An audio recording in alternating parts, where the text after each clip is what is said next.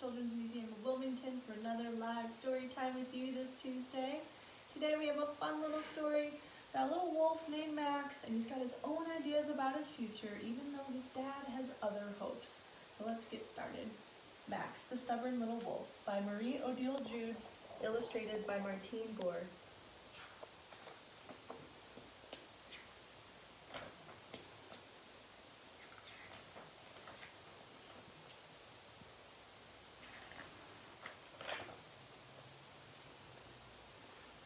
Quick as a wink, when anyone asked Max what he'd like to be one day, the little wolf always said, "I want to be a florist." That answer made Papa Wolf so angry that his tail twitched. Finally, he laid down the law. Wolf fathers and sons are hunters, have always been hunters, and always will be hunters. You, my son, will follow the family tradition, and that is that. "But I don't like hunting," said Max. "That's impossible," roared the big wolf. "All wolves love to hunt."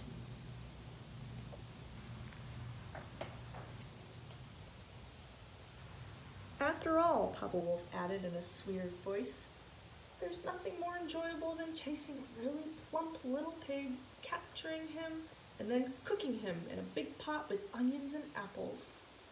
"I don't like meat," said Max.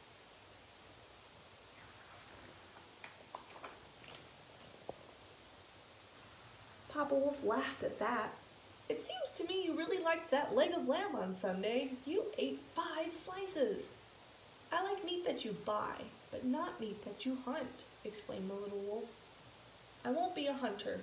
I will have a beautiful flower shop. With the money I earn selling tulips, roses, and daisies, I'll be able to buy all the meat I can eat. I want to be a florist, and that is that."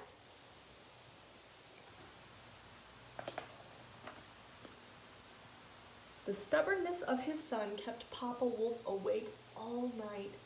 While Max slept peacefully, the big wolf paced up and down the kitchen. "I must stop my son from becoming a florist," he muttered over and over again. "If I don't, I'll lose my mind."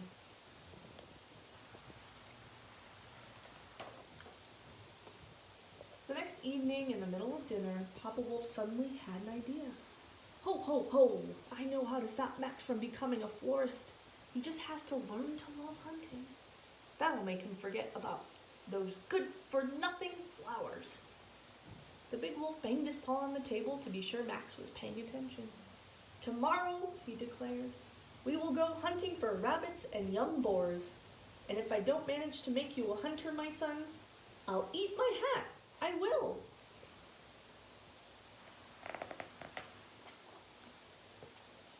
At dawn the next morning, Papa Wolf shook Max awake.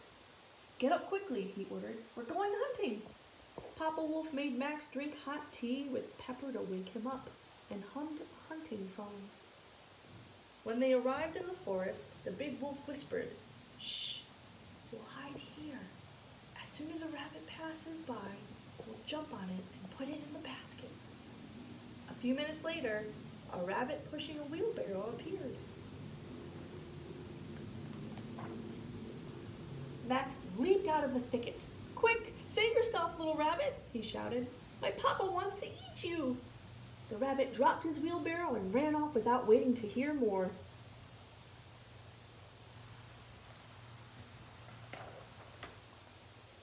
"What's the matter with you?" yelled Papa Wolf. "Why did you do that?"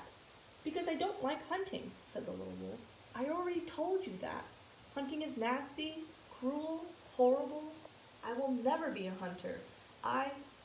Max stopped speaking and stared with big round eyes at his papa. The big wolf was eating his hat.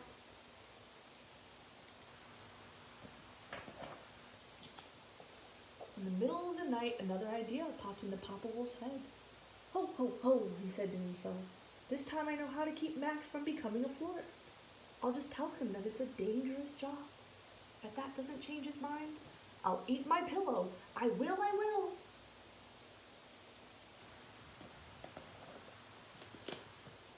At breakfast the next morning, the big wolf said, "It's fine to be a florist, my little son, but do you know that it's dangerous work?" "Really?" mumbled Max, his mouth full of crispy flakes. Yes, indeed, said Papa Wolf. You might prick yourself on a rose thorn, or slip and fall in the mud, or cut yourself with the garden shears. Max jumped up and kissed his father. Don't worry, my little papa, he said. I'll be very careful. I'll put on gloves so I don't prick myself, boots so I don't slip in the mud, and... Max stopped speaking and stared with big round eyes at his papa.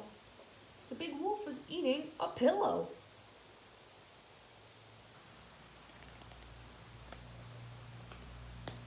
The next afternoon, Papa woke up from his snooze with a sneeze. Ho, ho, ho, he cried.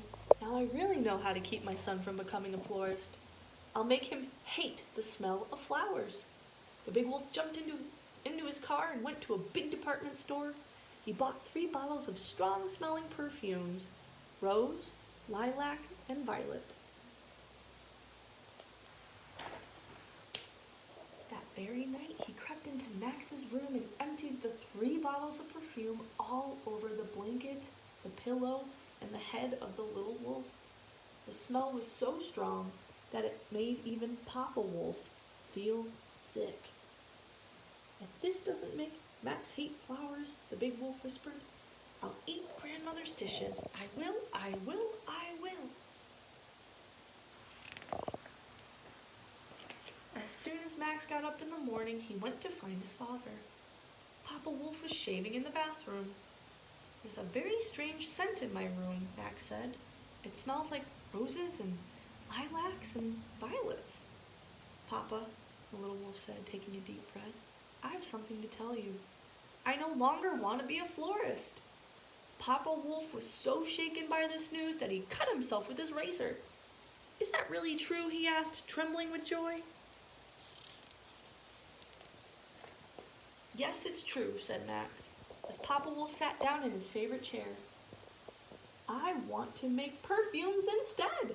I think what I really like about flowers is their smell. The little wolf stopped speaking and stared with big round eyes. Papa? So, as much as Max's dad wanted him to be a hunter, he had his own plans, even if it changed a little bit from the beginning to the end. He knows what he wants to do. Well, thank you for joining us today for live story time. We will be back next week on Tuesday, so stay tuned on Monday on our social medias to see what book we'll be reading as we announce it usually. And instead of something maybe a little silly like this, we'll get a little bit more serious next week. Thanks for joining us, and we'll see you then.